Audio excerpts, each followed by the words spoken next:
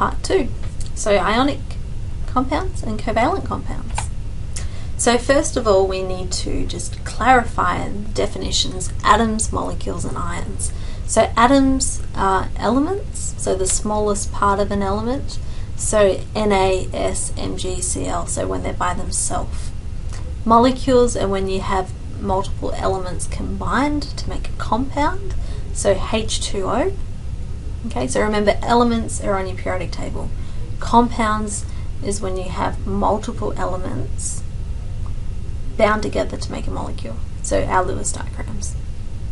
Ions can be simple or polyatomic. So ions are things that have charges. Okay, so you can have simple ions or polyatomic ions. So poly meaning many atoms. So simple ions, when they pick up a positive charge, they're called a cation, and when they pick up a negative charge, they're called an anion. So remember, in the center of the atom you have your protons and your neutrons, and then you have your electrons spinning around it. You can gain or lose electrons, but the number of protons and neutrons doesn't change. So when you're picking up a positive charge, okay, so when you're picking up a positive charge from a neutral molecule, so neutral means your positives in the center of your atom and your electrons are the same and they cancel out. When you've got a positive charge, you're going to be losing electrons, so you have more protons, so therefore you'll have more of a positive charge overall for that atom. Okay, and when you're gaining electrons, you'll pick up a negative charge. So your anions gain electrons and your cations lose electrons. So examples of cations. So Na becoming Na plus is when you lose an electron. Aluminium going to aluminium 3 plus is when you lose 3 electrons. So fluorine plus an electron gives you F minus. Oxygen plus 2 electrons gives you O2 minus. Okay, and look at these names there, you can see ides at the end of it. So fluoride and oxide are the ions that are formed. So polyatomic ions are when you have many atoms, so a molecule that's picking up this charge. So the polyatomic cation that we'll talk about is ammonium ion, and your anions, some examples are your sulfate ion, your carbonate ion, and your hydroxide ion. And these ions that we'll be talking about, the polyatomic and the monoatomic ones, are all on that extra sheet that you'll be given in the exam. So although the information will be given to you, piecing the puzzle together is quite challenging, and you need to make sure that you're competent at doing that. Okay, so a refresher on what ionic bonds are. Okay, so ionic bonds are formed when two charged species come together. They have to be oppositely charged. So for example, Na plus and a Cl minus come together. They have a crystal lattice formation that occurs, and it's electrostatic forces that are holding these two charges together. So remember, the way that we write down our ionic compound is the ratio of that lattice. So Na plus Cl minus, we've got a positive and a negative, together we get NaCl, and the ratio is 1:1. Aluminium 3 plus and oxygen 2 minus, though, we've got a ratio of 2:3. We'll talk about how we do this over the lecture. Okay, so we've got 3 plus, so we're going to need 2 of them.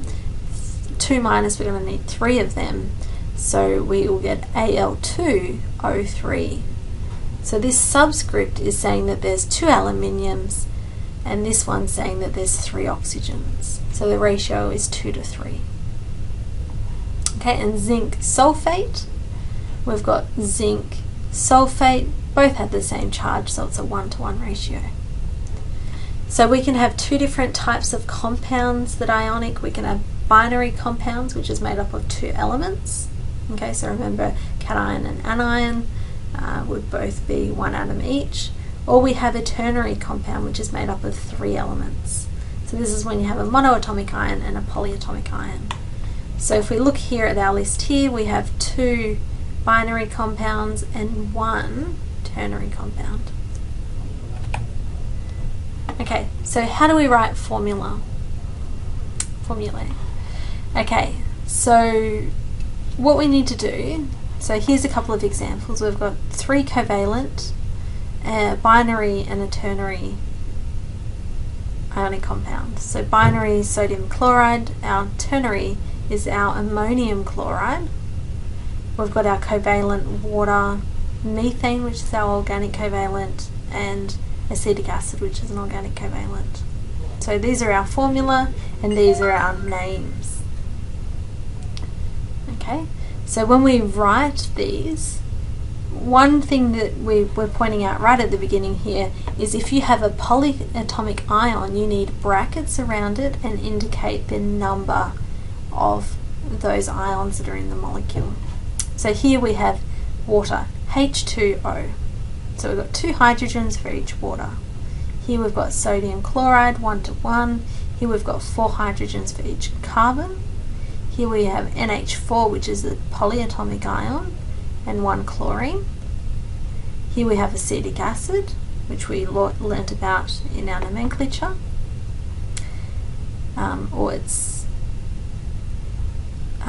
And here we've got barium hydroxide. Okay, and hydroxide is a polyatomic ion, and we've got 2 of those, so it's barium hydroxide in brackets with a 2. Okay, so you can see that what we need to do is get a 0 net charge on our ion. So our positive charge, our negative charge needs to cancel out, and in order to do that we may need to multiply the positive by a certain amount of factors, or the negative by a certain amount of factors to achieve that.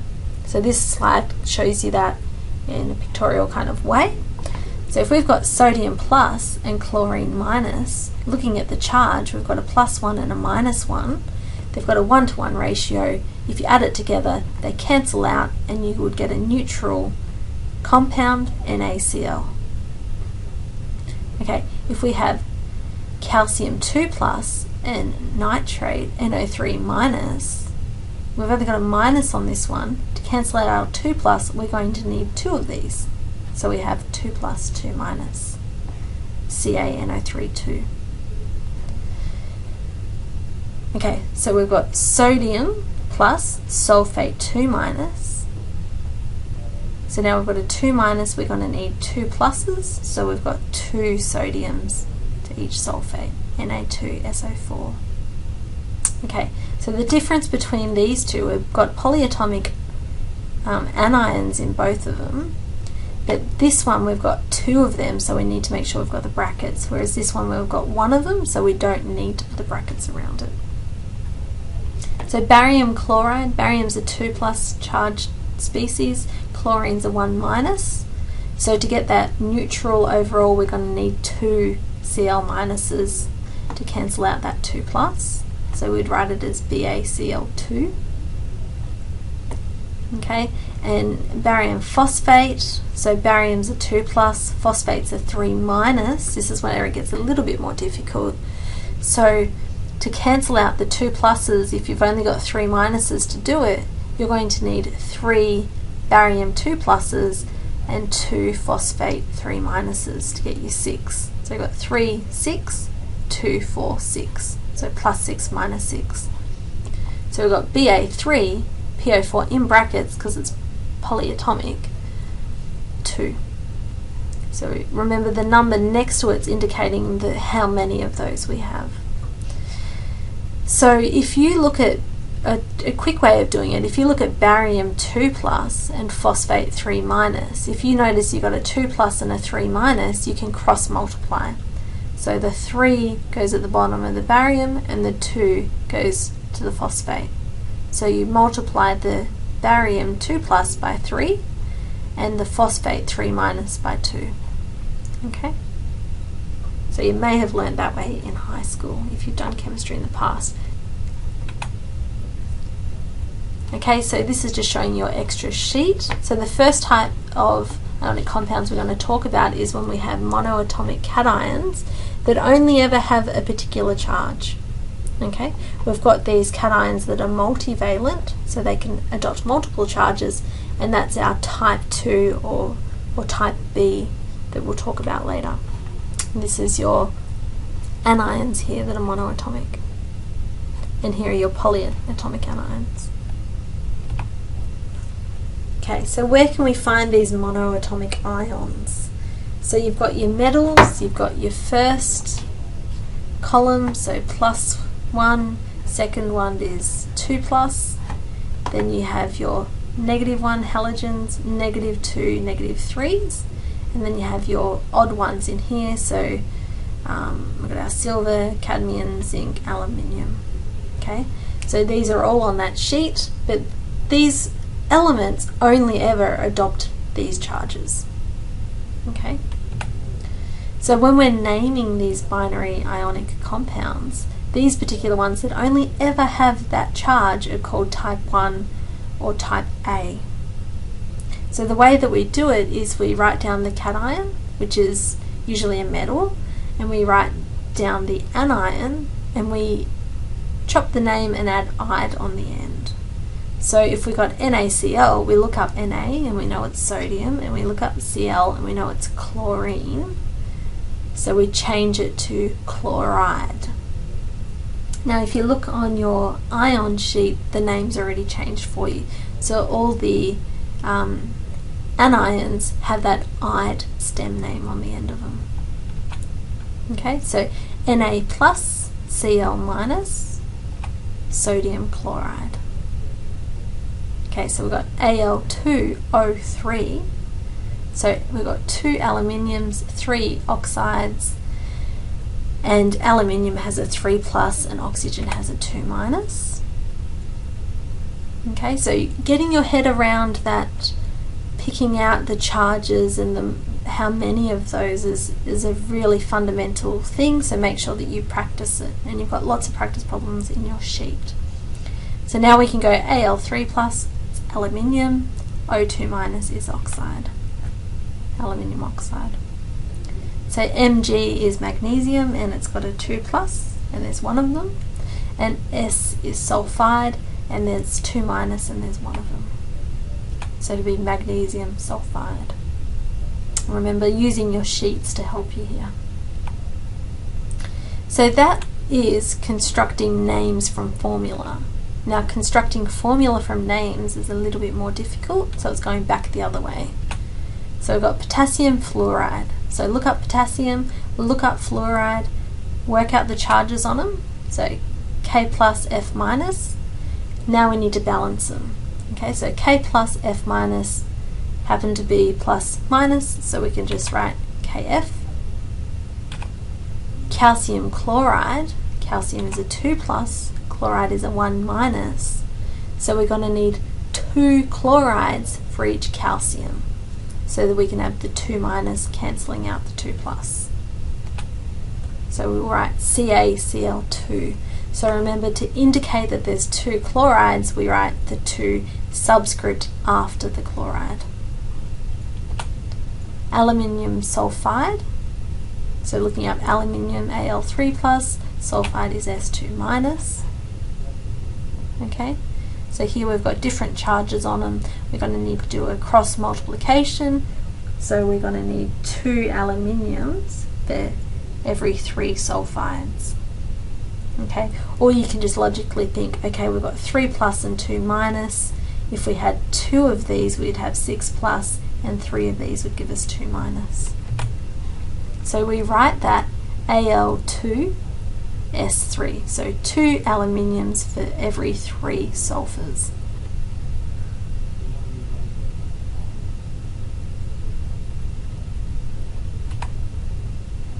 Okay, so that's our type A or type 1.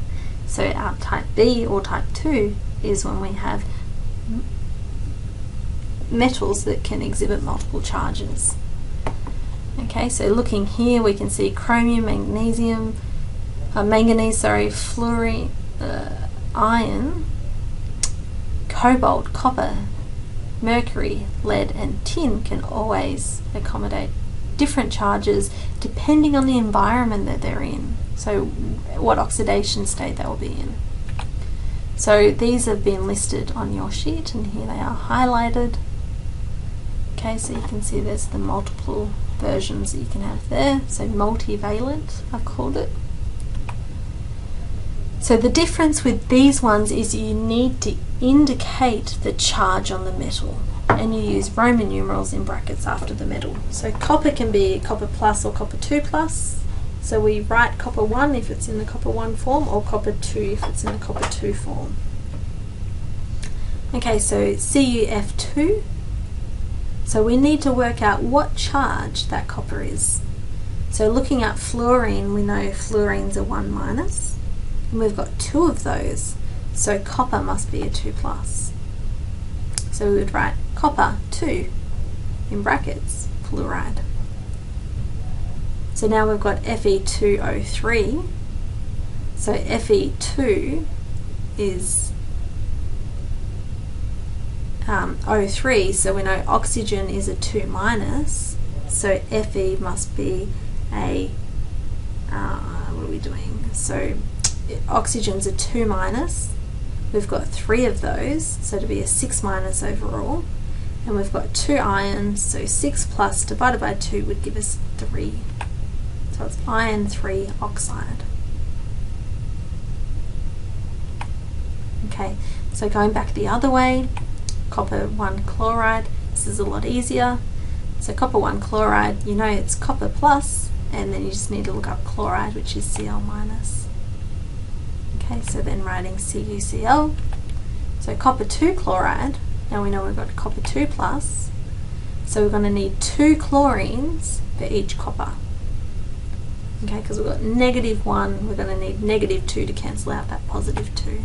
So we write it CuCl2. Iron 2 sulfide, so we know iron is 2 plus, and then sulfide is S2 minus. So it's FeS.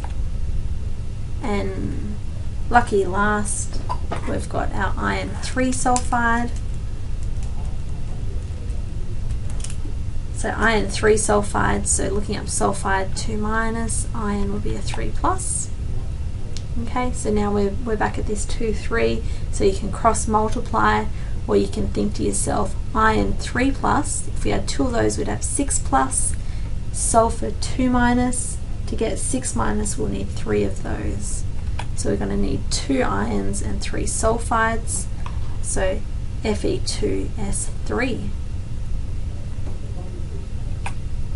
Okay, so how do you know which way to do it? Look at your metal and see if your metal is a multivalent metal.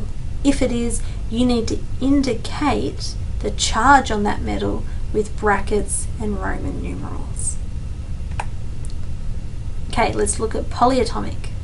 So the same methods, but now we've got cations or anions that could have multiple charge, that has more than one atom in it. Okay, so NH4Br. So looking up NH4, it's ammonium, and Br is bromide. So here we've got SO4 is sulfate. So be very, very careful when you look up your polyatomic ions. A lot of people make mistakes here because they are not very careful with the one that they're selecting. So make sure it's the correct amount of sulfurs, oxygens, exactly the same that you're looking up off the sheet. So copper sulfate, sulfate's a 2 minus, so copper must be a 2 plus in this case.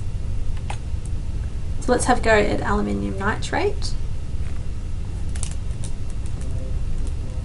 NO3 minus and Al3 plus. Okay, so nitrate is NO3 minus. So Al3 plus, NO3 minus, we're going to need 3 nitrates for every aluminium. So to be Al NO3 in brackets, 3. So remember, polyatomic ions, we need brackets if we've got more than one. Okay, so we've got iron 2 phosphate. So we've got iron 2, so we've got Fe2 plus. Looking up phosphate, it's PO4 3 minus. So this is a cross multiplication one. So for each ion 2 plus, so say you'll need 3 ion 2 plus, which would give you plus 6, for 2 phosphate 3 minuses, which would give you minus 6.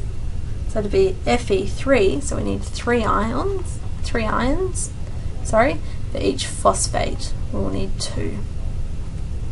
So again, look at the brackets there that we've used.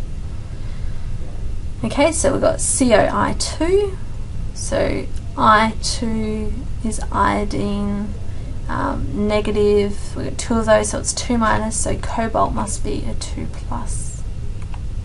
So cobalt 2 iodide. Okay, so if there's a polyatomic ion present, you need to make sure that you use those brackets. Okay, so lastly we've got covalent compounds. So covalent compounds is when you have 2 non-metal elements bonding together, and these are very easy to name, so often it's overlooked. Do the practice problems for these ones and make sure that you don't skim over these ones too quickly and forget them. So rules for naming: first you write down the name of the element, okay, and then you write down the name of the second element and you add "ide" to the end. And then in this one, to indicate the number, we use mono, di, tri, etc. So this is the table here for you. So we've got mono, di, tri, tetra, and then we've got penta, hexa, hepta, octa, nona, deca. So that's the same as your organic nomenclature, and this part here is different. So when do we use these? Okay, so our second element always has a mono, di, tri, tetra part to it. Our first element never has the mono, but it will have di, tetra. So 2 plus, you need to indicate it. For the first one, you don't. So example, CO2, carbon oxide, but we've got 2 oxides, so it's carbon dioxide. So notice we don't have a mono out the front. Okay, now we've got N2O4, so we go di, nitrogen, tetraoxide. Okay, CCl4, carbon tetrachloride.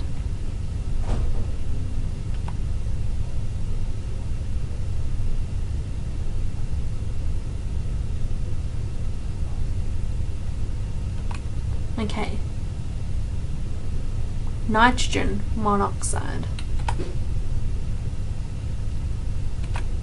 Okay, so that's our covalent compounds and our ionic compounds. So what are the differences physically between these? So ionic compounds are crystalline, hard, brittle, solids, very high melting points, high boiling points, high density. When they're dissolved in a water solution or an aqueous solution, they're strong electrolytes and they're good at conducting electricity. So we'll talk about electrolytic natures and conductivity later on in the subject. Comparing this to covalent compounds, they're gas, liquid, solids, so they can have multiple different states. If they are a solid, they're a very soft solid, low melting points, low boiling points, low density. They're very poor or weak electrolytes if they're electrolytic at all, and as a result of their poor electrolytic nature, they're very bad at conducting electricity. Okay, here's your support material. Thanks for listening. Come see me if you have any problems, and group learning's there to help you.